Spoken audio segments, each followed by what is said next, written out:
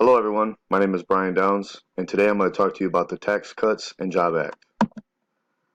The Tax Cuts and Job Act was signed into office in December 22nd, 2017 by President Trump.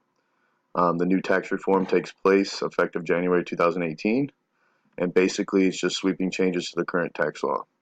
The main question is, how does this Tax Cut and Job Act affect you? Some of our main focus areas we'll talk about are the income tax brackets and tax rates, the standard deduction, the child care tax credit, and the corporate tax rate. First, the income tax brackets and tax rates.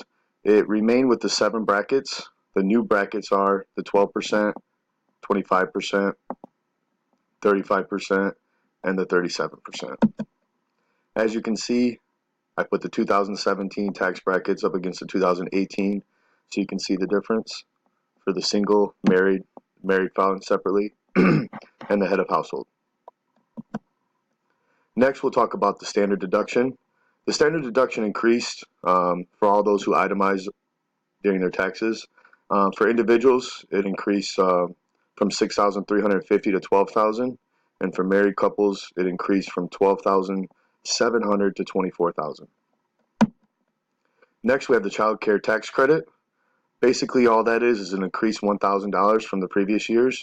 So it's $2,000 for each children under 17 years old, and it also gives full credit for incomes up to $200,000 a year for single and up to $400,000 a year for married. The adoption credit remained at $13,750. Last but not least, we have the corporate tax rate.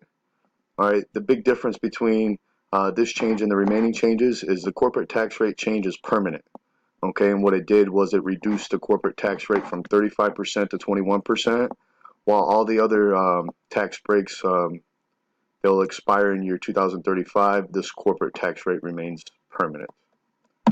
Here are the different references I use.